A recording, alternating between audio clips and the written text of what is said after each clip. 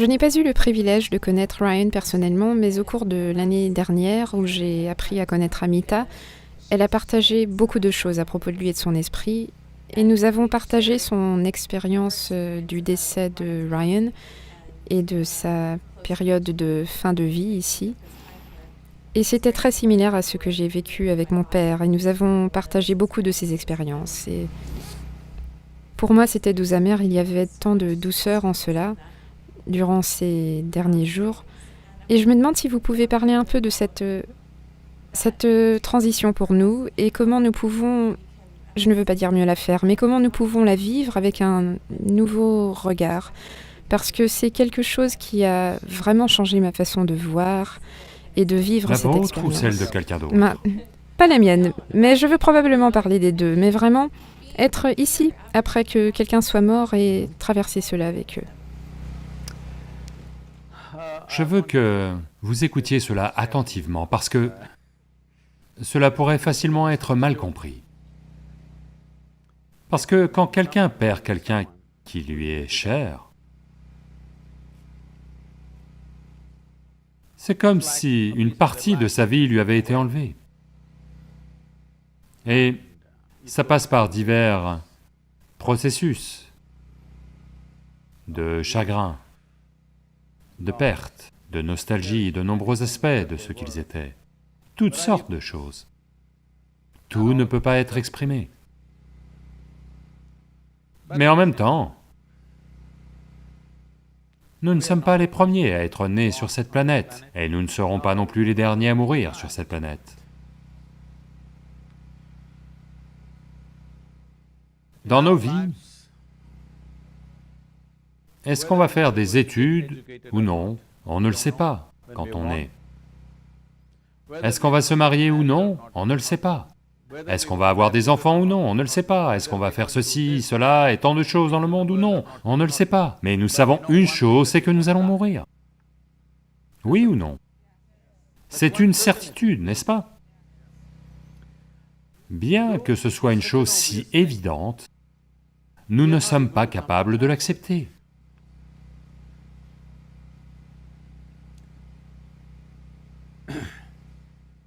Quelqu'un me demandait, « Sadhguru, comment meurent les serpents? Où meurent-ils? Parce que nous ne voyons jamais un serpent mort, à moins qu'il n'ait été tué par quelqu'un. » Il pose cette question dans un pays tropical, et je pense qu'elle est pertinente en Californie aussi, où il y a des millions de serpents en réalité. Mais ce sont des vies tranquilles, ils ne se montrent pas très souvent, à moins que vous n'entriez sur leur territoire quelque part. Et ils ne se montrent pas, ils sont juste là. Alors où meurent-ils? C'est quelque chose de vraiment merveilleux, en particulier les cobras. Quand ils veulent mourir, quand ils savent qu'ils doivent mourir, ils se retirent, trouvent un perchoir quelque part, et vont se poser là, et ils ne vont pas manger. Pendant plus de 18 à 20 jours, ils ne mangent rien et restent au même endroit. Et ils vont mourir là. À une époque, par compassion déplacée, je faisais descendre ces cobras parce que je savais où ils se tiendraient. Je les prenais, les ramenais, essayais de les nourrir de force. Essayais de leur donner à manger et d'y faire quelque chose. Mais faites ce que vous voulez, ils n'accepteront pas la moindre nourriture. Si vous les laissez à nouveau, ils repartent se poser au même endroit. Et ils mourront là-bas, discrètement. Je dis qu'une créature rampante à cette conscience sait combien de temps ce corps devrait vivre et quand il devrait partir. De même, votre vie et toutes les autres vies ont cette conscience du moment où elles doivent quitter ce corps, soit parce que nous avons brisé le corps d'une façon ou d'une autre, soit simplement parce que l'intensité nécessaire n'existe plus dans le corps pour soutenir la vie. Donc nous devons comprendre, quand j'utilise certains mots, ne les prenez pas au sens usuel du terme. Quand je dis « une vie décide quand partir », ce n'est pas que vous y pensez et décidez, ce n'est pas ce genre de décision. À leur façon, pas avec des pensées. De nombreuses décisions à propos de qui vous êtes ne sont pas prises par vos pensées, elles sont simplement prises, n'est-ce pas? Comme cela, une vie décide qu'en partir. Tant qu'elle est ici, nous ferons tout pour la préserver, et la conserver, et la garder avec nous, car nous chérissons et attachons de la valeur à cette vie. Mais une fois qu'elle part, nous devons respecter cela. Parce que cette vie a choisi de partir. Maintenant, quand je dis vie, je ne parle pas de la personne, je ne parle pas de la personnalité, je ne parle pas des diverses pensées et émotions et activités dans lesquelles cette personne était impliquée. Vous, en tant que personne, ne voulez jamais partir, parce que vous voulez être un drame psychologique sans fin. Mais la vie veut partir à un certain moment. Que cela vous plaise, ne vous plaise pas, la vie veut partir, parce qu'elle ne veut pas être prise au piège de la forme physique que vous avez accumulée indéfiniment. Elle ne veut pas. Elle n'apprécie la forme physique que pendant un certain temps. Après quoi, même si tout va bien, de nombreuses vies s'en vont. Vous verrez cela en particulier en Inde. Les yogis décident qu'en partir. Quand ils sont en très bonne santé, eh bien, ils s'assoient et ils partent. D'autres pensent, pourquoi il était en bonne santé, pourquoi devait-il partir? Donc vous voulez tomber malade et mourir? Voulez-vous souffrir à l'hôpital pendant 3 ans et ensuite seulement partir? Est-ce la seule façon de partir? S'il vous plaît, écoutez ceci attentivement parce que c'est un problème. Je ne cherche pas à piétiner quoi que ce soit, mais je veux que vous écoutiez ceci attentivement. Est-il vrai que la dernière chose que vous faites dans votre vie est la mort? Allô?